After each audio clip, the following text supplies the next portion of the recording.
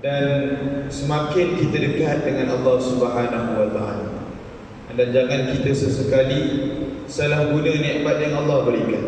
Allah berfirman, la in syakartum la azidannakum, sekiranya kamu bersyukur pada nikmat yang aku berikan ini, aku akan tambah lagi nikmat tersebut. Wala in kafartum inna azabi lasyadid, dan sekiranya kamu kufur. Wala in kafartum ini bukan bermaksud kafir yang keluar Islam. Kafir ini asal maksudnya adalah orang yang mengingkari arahan Allah, orang yang mengingkari perintah Allah.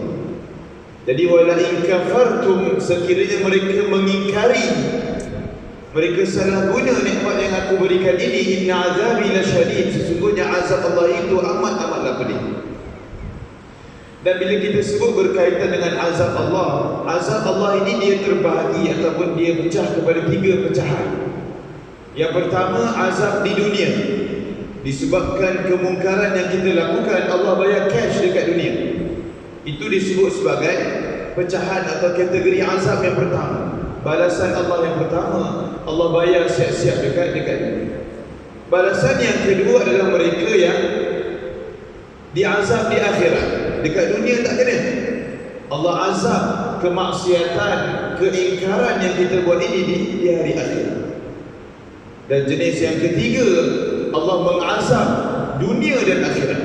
Dunia pun Allah baki Allah letak dekat akhirat.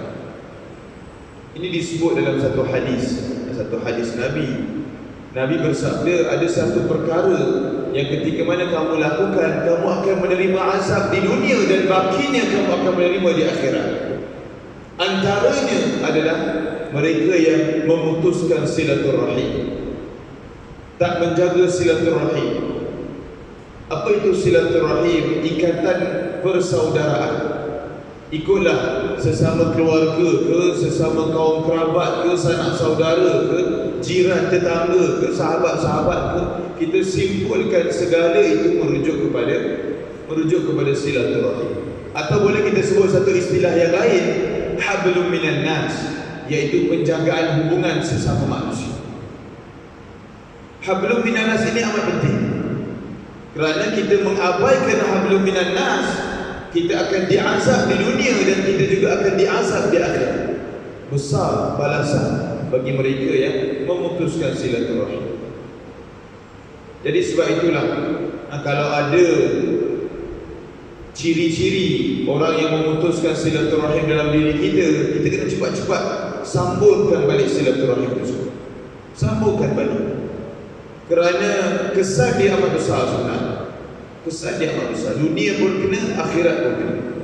Bagaimana balasan Allah di dunia? Boleh jadi Allah sempitkan kehidupan kita. Terasa diri kita ni tak tenang, rasa gelisah, memanjang. Allah beri kesempitan, Allah cabut ketenangan daripada diri kita. Itu juga merupakan satu bentuk ujian, balasan daripada Allah. Di samping ujian dari sudut kesihatan, mungkin Allah tarik mana-mana nikmat anggota yang ada pada tubuh badan kita. Mungkin tak boleh nak bernafas dengan baik. Mungkin tiba-tiba kena penyakit buah pinggang, sedangkan tak pernah merokok pun, tak pernah konsum sugar lebih pun, tapi macam mana boleh kena? Jadi itu mungkin kesan-kesan daripada kita tidak menjaga hubungan sesama manusia. Dan berapa ramai hubungan sesama manusia yang telah terkorban. Berapa ramai hubungan sesama manusia yang telah terabai. Hubungan sesama keluarga. Kalau ikut statistik berkaitan dengan masalah harta, masalah berkaitan dengan pengagihan harta pusaka, hampir setiap rumah ada masalah harta pusaka. Dan hampir setiap rumah ada masalah konflik menguruskan harta dalam keluarga. Hampir setiap rumah ada. Maksudnya hampir setiap rumah ada konflik, ada perselisihan antara family members, antara ahli keluarga. Itu baru kita sebut berkaitan dengan ahli keluarga. Belum lagi berkaitan dengan sahabat kita, berkaitan dengan kawan-kawan kita, rakan sekerja kita, jiran tetangga kita, dan bermacam-macam lagi. Sebab itulah bila sebut berkaitan dengan penjagaan hubungan sesama manusia, dia ada satu hadis yang berkait, iaitu golongan yang muflis di akhirat. Disebut dalam satu hadis, Nabi bertanya pada para sahabat, adakah kalian mengetahui siapakah golongan yang muflis di akhirat? Jadi sahabat pun berespon dengan menjawab pertanyaan Nabi. Mereka menjawab, mereka yang mungkin kekurangan harta di akhirat, atau mereka yang mungkin kekurangan kekayaan di hari akhirat. Nabi sebut tidak. Sesungguhnya mereka yang muflis di hari akhirat nanti adalah mereka yang ketika mana di dunia suka mengumpat orang, ketika mana di dunia dia suka fitnah orang, ketika mana dekat dunia suka hina orang, ketika mana dekat dunia dia hutang tapi tak bayar. Ini satu hal juga. Suka berhutang tapi tak nak bayar. Sampai pemiutang nak kena ingatkan, kau hutang aku ni kena bayar. Ataupun kita sebut sebagai debt collector lah. Tapi debt collector tu lebih kepada company. Hutang itu juga pun melibatkan. Contoh kita berhutang dengan bank, kita buat loan ataupun kita buat financing, itu juga dikira berhutang. Kena langsaikan, kena settlekan tiap-tiap bulan. Jadi hutang ini perlu diselesaikan. Kerana apa? Kesannya adalah kita boleh menjadi golongan yang muflis di akhirat. Bagaimana keadaan mereka yang muflis di akhirat? Ketika mana dia berjumpa balik dengan orang yang dia mengumpat tadi, dia fitnah tadi, dia hina tadi, dia tak bayar hutang tadi, dia berjumpa di hari akhirat, di padang mahsyar nanti, dia kena bagi pahala dia pada orang tadi. Dan sekiranya dia kehabisan pahala, mungkin ada 20 orang yang dia hutang tak bayar, jadi dia pun settlekan hutang dengan bagi pahala dia. Sampai ke orang 15, habis pahala dia. Baki 5 orang yang tinggal tadi, bagaimana kaedah dia? Dia kena absorb, dia kena serap, dia kena ambil dosa yang ada pada orang tadi, masuk dalam diri. Inilah yang disebut oleh Rasulullah sallallahu alaihi wasallam, mereka yang muflis di akhirat. Time tu dah tak ada dah HKPK nak datang tolong, Jabatan Insolvensi nak datang tolong, tak ada dah. Time tu kita berdiri atas kaki sendiri. Memang kita berdikari dekat padang mahsyar, berdasarkan bagaimana amalan kita, bagaimana kehidupan kita di dunia ini dimanfaatkan untuk mencapai atau mencari redha Allah. Begitulah kita akan diselamatkan di padang mahsyar ataupun di hari akhirat nanti. Jadi sebab itulah kena jaga betul-betul hubungan sesama manusia, kena jaga betul-betul. Dan perbincangan kita pada malam ini juga berkaitan dengan satu sifat ataupun berkaitan dengan ayat ketiga dalam surah Al-Fatihah, Ar-Rahmanir Rahim, berkaitan dengan sifat penyayang, sifat kasih sayang. Bila sebut Ar-Rahmanir Rahim, bukan pada ayat ketiga, bahkan ia merupakan ayat pertama dalam Al-Quran. Bismillahirrahmanirrahim, dah sebut siap-siap dah dekat surah pertama, dekat ayat pertama, dengan nama Allah yang maha pemurah lagi maha mengasihani. Asal perkataan Ar-Rahman dan juga Ar-Rahim adalah datang daripada perkataan yang sama, yaitu perkataan rahimah ataupun rahmah. Maksudnya apa? Maksud asalnya dua-dua membawa maksud yang sama, yaitu penyayang dan juga penyayang. Dua-dua membawa maksud penyayang, dan dua-dua datang dalam keadaan mubalaghah, berlebihan, betapa sayangnya Allah pada hamba dia. Itu antara maksud yang boleh kita letak. Dan antara bentuk perbincangan kita pada malam ini juga, kenapa dalam banyak-banyak nama Allah, ada 99 nama Allah, kenapa dua nama ni yang Allah letak dulu dekat hadapan? Dua nama ni yang Allah mulakan dahulu dalam Al-Quran. Kenapa tak digunakan Al-Quddus, Al-Aziz, Al-Qahhar, Al-Halim? Kenapa bukan nama-nama yang lain? Kenapa dimulakan dengan Ar-Rahman dan juga Ar-Rahim? Dan daripada 99 nama-nama Allah, inilah nama-nama Allah yang paling hebat dan paling dekat sekali dengan manusia. Sebab itulah digunakan Ar-Rahman dan juga Ar-Rahim. Hari-hari kita baca Bismillahirrahmanirrahim, hari-hari kita baca Ar-Rahman dan juga Ar-Rahim. Tetapi apa signifikan ayat tersebut pada diri kita? Adakah semata-mata kita baca? Adakah semata-mata nak melepaskan tanggungjawab? Ini kan rukun dalam solat, kena baca jugalah. Apa peranan kita dalam cuba nak memahami setiap satu persatu ayat-ayat dalam Al-Quran, khususnya dalam surah Al-Fatihah? Sebab daripada 114 surah, satu ayat yang kita akan baca berulang kali, Sab'ul Mathani, iaitu surah Al-Fatihah. Maksudnya ada benda yang Allah nak sampaikan, ada benda yang tersirat dan juga tersurat di dalam surah Al-Fatihah, yang sepatutnya kita mendalami, kita cuba tadabbur apa sebenarnya intipati daripada setiap ayat dalam Al-Fatihah. Begitu juga kita menyambut Maulid Rasul. Bulan ini bulan Maulid Nabi, bulan Rabiul Awal. Kalau rajin boleh search dekat Facebook atau dekat Google. Baru-baru ni ada artikel dia keluar, apa hikmah sambutan Maulidul Rasul itu pada bulan Rabiul Awal. Bukan saja-saja Nabi lahir pada Rabiul Awal, ada sebab, ada hikmah dia. Bukan saja-saja Nabi lahir pada hari Isnin, ada hikmah, ada sebab di sebalik kenapa Rabiul Awal, kenapa hari Isnin. Adapun 12 Rabiul Awal itu adalah khilaf, perbincangan di kalangan para ulama. Ada sebut Nabi lahir 10 Rabiul Awal, ada sebut 9 Rabiul Awal. Cuma jumhur, majoritinya mengatakan 12 Rabiul Awal. Tak apalah, itu dari sudut angka.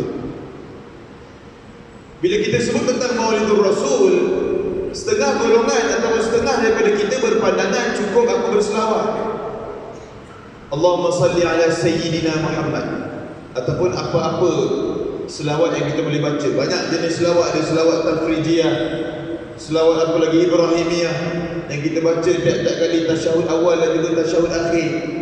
Itu dikatakan selawat yang terbaik sekali. Ada selawat tafrijiyah dan macam-macam jenis selawat. Boleh untuk kita amalkan, tak ada masalah. Cuma yang ringkasnya adalah Allahumma salli ala Sayyidina Muhammad.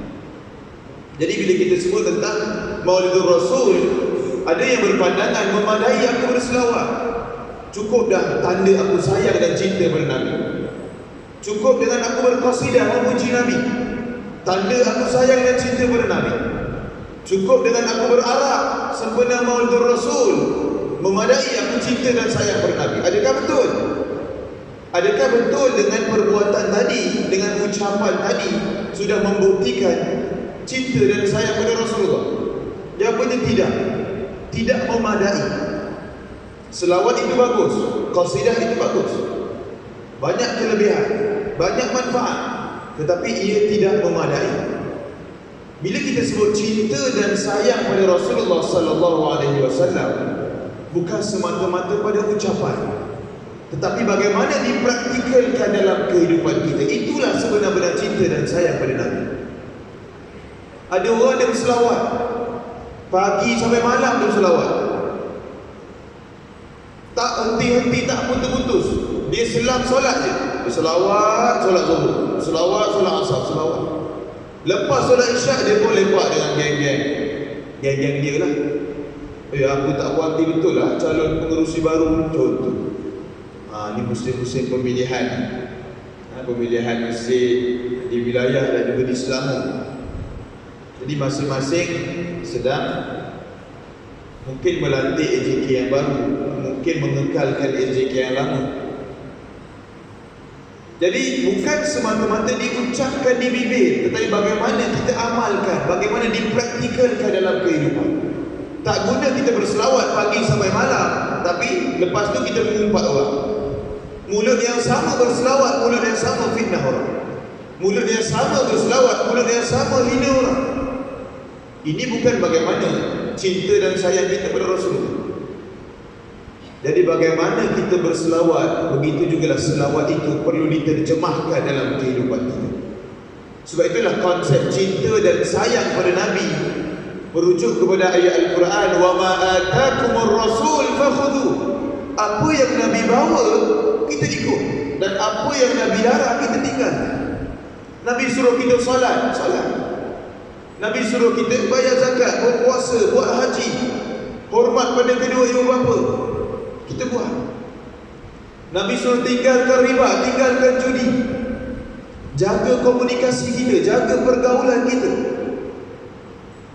Zaman sekarang ni zaman kita sebut sebagai zaman keruntuhan moral dan juga keruntuhan akhlak yang sedang berlaku, khususnya berkaitan dengan anak-anak muda.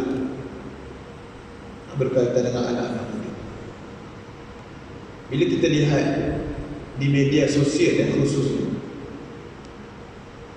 Antaranya Twitter lah. Kebanyakan kita tak main Twitter ni. Biasanya kita main Facebook. Tapi anak-anak muda dia tahu kalau main Facebook, mak ayah dia ada, adik-beradik dia ada, ustaz-ustazah ni pun ramai ada. Kalau buat benda yang salah, kena sekolah, kena ceramah. Jadi mereka pun kurang bermain Facebook. Mereka mencari satu media sosial yang kurang, family members kurang, orang kata kenalan-kenalan. Itulah antara medium yang digunakan, Twitter. Dan dekat Twitter inilah sedang berlaku keruntuhan akhlak yang amat dahsyat sebenarnya. Amat dahsyat. Antara bentuk keruntuhan akhlak yang sedang berlaku adalah berkaitan dengan seksual. Ini melibatkan anak muda, range umur 15 ke 25 tahun. Maksudnya apa? Maksudnya mereka ni dalam keadaan sekolah menengah dan juga IPTA ataupun IPTS. 15 ke 25 tahun. Dan ada satu istilah yang digunakan disebut sebagai DS, dark side, ataupun BS, bad side. Ini gelaran yang digunakan dalam Twitter merujuk kepada mereka yang sedang berinteraksi secara seksual bersama kawan-kawan dia. Ada yang mungkin pernah terlanjur, ada yang bertukar pasangan, ada yang jual video bogel lah, apalah, bermacam-macam. Mereka akan gunakan istilah DS dalam status mereka, dalam posting mereka, dalam komen mereka. Kita sebagai golongan veteran ataupun golongan yang senior dalam family perlu ambil tahu, perlu ambil maklum, dan kita kena bergerak sejajar dengan teknologi sekarang. Masalah golongan, orang kata golongan veteran ataupun golongan tua sekarang ini adalah mereka, biarlah anak-anak muda dengan gadget teknologi ni, aku cukup masa aku gerak dah. Itu istilah lembutnya lah.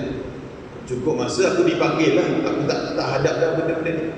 Disebabkan kita yang tak nak bergerak selari dengan perkembangan teknologi yang semasa, ataupun orang sebut digitalization, pendigitalan yang semasa ini, anak-anak kita akan terpengaruh dengan gejala sosial, gejala akhlak, gejala akidah yang ada dalam media sosial. Disebabkan kurang pantauan, kurang didikan berkaitan dengan media sosial. Realiti yang berlaku zaman sekarang memang sedang bergerak laju, yang kita sebut sebagai muamalah ataupun kita sebut sebagai pendigitalan. Sebab terlampau laju. Dulu kita pergi tol, ada jurutol. Sekarang jurutol pun dah tak ada dah. Daripada jurutol pergi ke touch and go, pergi ke smart tag, bengkel RFID di negara luar. RFID masih lagi ada palang. Di negara luar, tak silap di Dubai, dia dah tak ada palang, dia hanya ada sensor dekat atas. Kereta lalu dia terus didak dekat akaun. Sampai macam tu tahap teknologi terlampau bergerak laju. Dan kalau kita tak nak bergerak laju sebagaimana teknologi itu bergerak, kita boleh jadi sebagaimana yang terjadi pada Nokia. Sebulan lepas ataupun 2 bulan lepas, CEO Nokia dalam kata-kata terakhir dia lah, sebelum Nokia shutdown secara total, dia bagi tahu dalam ucapan dia, kami tak tahu kami buat apa, kami tak tahu salah apa yang kami buat, sampaikan benda ni menipu kami. Maksudnya kerugian, total loss. Tak tahu buat apa. Last kali sedar-sedar, kita orang dah totally shutdown. Dah terus totally shutdown. Tak tahu nak buat apa. Apa kesalahan dia bila mana dikaji, dia tak bergerak seiring dengan teknologi sedia ni. iOS, Android, dia tak bergerak. Dia mengekalkan identiti dia. Last kali orang jadikan phone dia sebagai phone nombor 2, phone nombor 3, phone bulletproof lah, apalah, 3310 kan, kata kebal dan sebagainya. Last kali dia pun totally shutdown. Ini berkaitan dengan gadget. Tak apalah teknologi, ini berkaitan dengan manusia. Disebabkan kita agak dangkal dengan teknologi, tak nak bergerak seiring dengan teknologi semasa, terabai didikan yang ada pada anak-anak kita, terabai pantauan yang ada pada anak-anak kita. Bagaimana kita nak pantau sesuatu yang kita tak tahu? Ini baru kita sebut dalam era digitalization sekarang. Kita tak sebut lagi 10 tahun akan datang. Dunia sedang bergerak ke alam metaverse. alam fantasi, metaverse. Jadi bukan suka-suka Facebook tukar nama jadi Meta, WhatsApp tukar nama jadi Meta. Mereka sebenarnya sedang menyusun strategi nak bergerak ke peringkat berikutnya. 10 tahun akan datang boleh jadi barangkali alam metaverse, iaitu alam semua manusia berada dalam alam fantasi. Lepas ni haji-haji hajar depan saya ni semua dekat rumah sebenarnya. Yang datang sebenarnya avatar kita sahaja.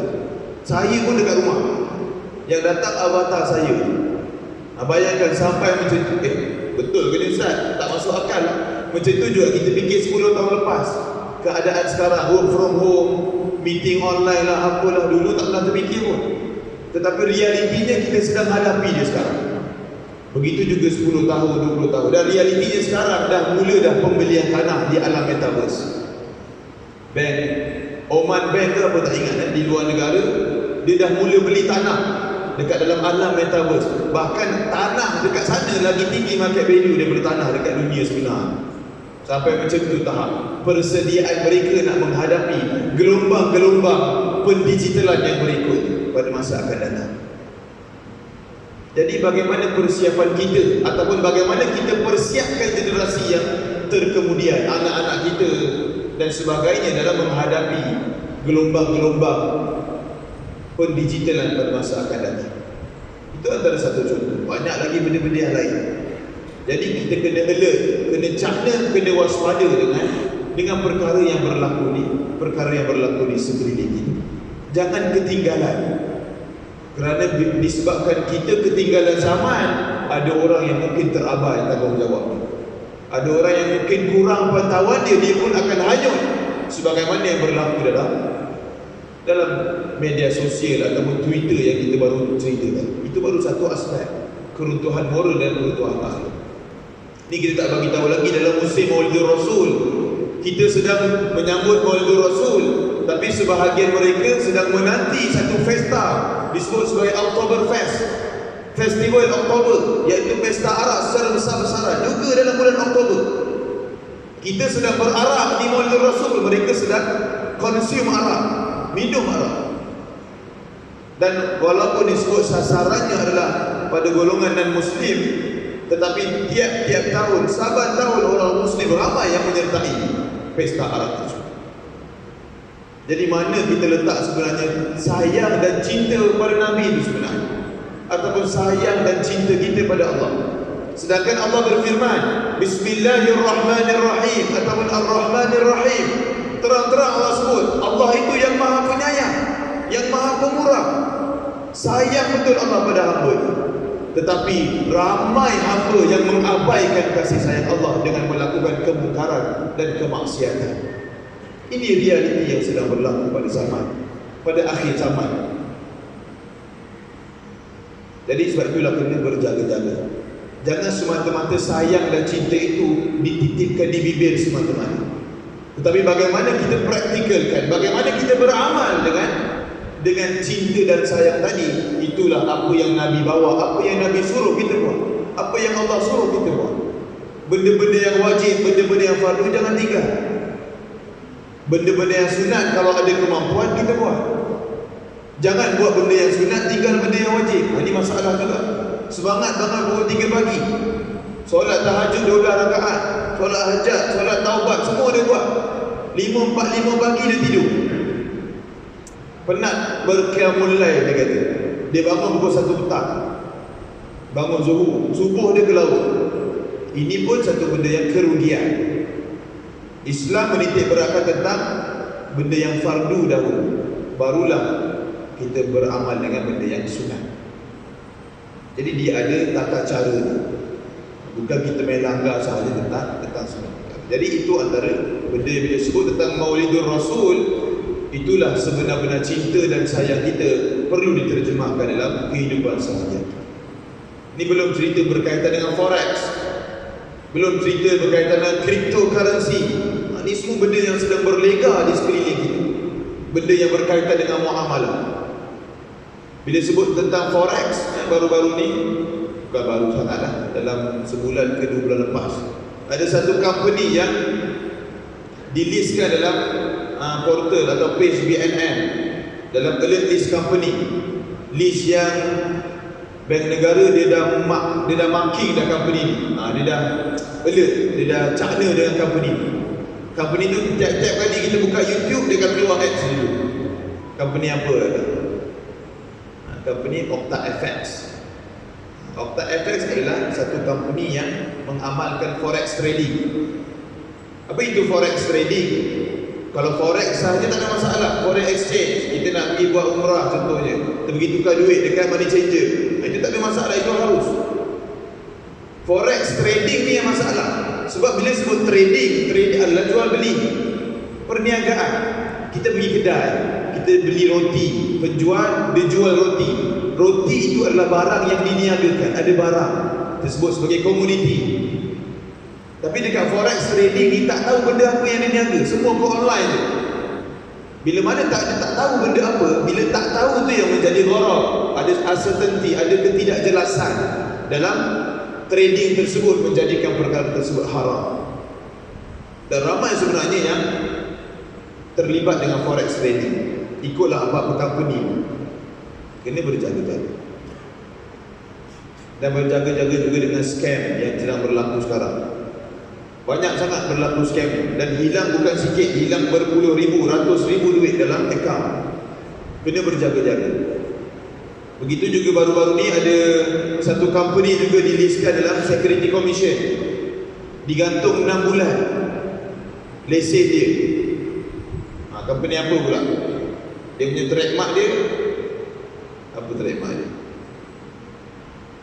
Dan biar tak handsome, janji kaya lah, lebih kurang macam tu lah. Tahu lah kot siapa kan. 6 bulan dia gantung, Security Commission gantung. Sebab apa? Banyak kes. Kita tak tahu dia scam atau tidak, tapi banyak kes yang melibatkan orang loss duit, 10,000 hilang, apa semua disebabkan terlibat dengan company tersebut. Itu yang berkaitan dengan muamalah. Jadi kena berjaga-jaga. Muamalah lah antara benda yang bergerak laju sekarang ini. Jadi kena berjaga-jaga dengan perbuatan. Dan bila kita sebut tentang Ar-Rahman dan juga Ar-Rahim, apa perbezaan antara Ar-Rahman dan juga Ar-Rahim? Umumnya adalah Ar-Rahman, Ar-Rahim ini perbezaannya adalah Ar-Rahman, sayangnya Allah itu kepada semua makhluk, Muslim dan juga bukan Muslim. Semua makhluk dapat perhatian dan juga sayang Allah. Sebab itulah diterjemahkan Ar-Rahman itu sebagai yang maha pemurah. Asalnya penyayang, tetapi kenapa diterjemahkan, ditafsirkan sebagai pemurah? Kerana pemurahnya Allah Ta'ala, kasih sayang Allah itu bukan kepada manusia Islam sahaja, bahkan kepada bukan Islam juga. Dan ada ulama lain sebut Ar-Rahman ini hanya di dunia sahaja. Berbeza dengan Ar-Rahim. Ar-Rahim khusus bagi orang-orang beriman, dan Ar-Rahim ini khusus di akhirat. Kerana di hari akhirat, kenapa Ar-Rahman di dunia, Ar-Rahim di akhirat? Kerana dekat hari akhirat nanti mereka yang beriman, mereka yang Islam akan masuk ke syurga, mereka yang bukan Islam akan masuk ke neraka. Jadi orang boleh timbulkan, kata Allah ni penyayang, kenapa tak masukkannya semua dalam syurga? Jadi bila mana orang timbulkan, inilah jawapan dia.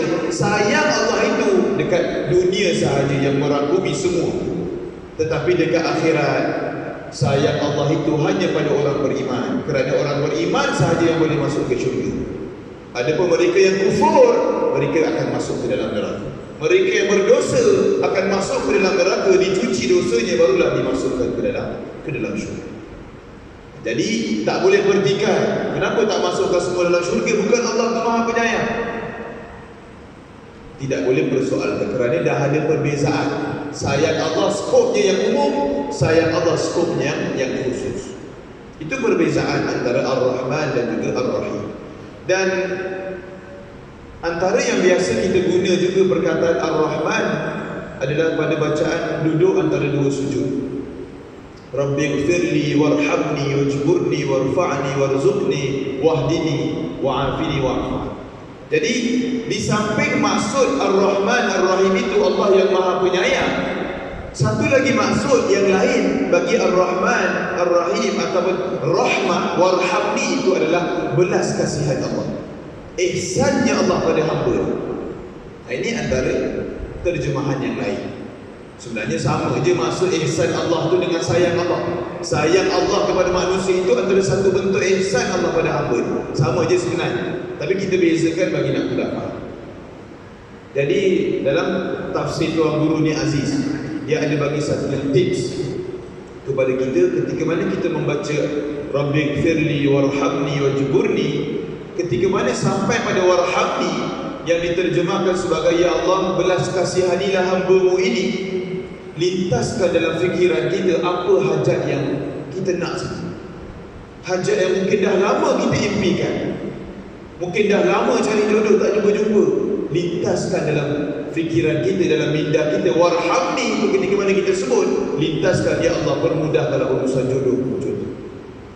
Tapi bagi yang bujang 4 lah, yang bujang 3 tu, sebelum nak lintaskan tu kena dapat approval dulu. Bagi settle dulu approval. Ataupun mungkin dah lama kahwin tak dapat anak. Jadi ketika mana baca warhamni ya Allah, ihsanilah aku ini, lintaskan ya Allah, kurniakanlah pada diriku ini zuriat yang saleh dan berdosa. Itu antara ikhtiar yang boleh kita lakukan berkat dengan kalimah warhamni yang kita baca dalam doa duduk antara dua sujud. Ikhtiar yang disebut oleh Tuan Guru ni Aziz. Dan bila kita sebut tentang warhamni juga, lagi berapa minit? Nampak? 3 minit? 1 minit? Allahu Akbar.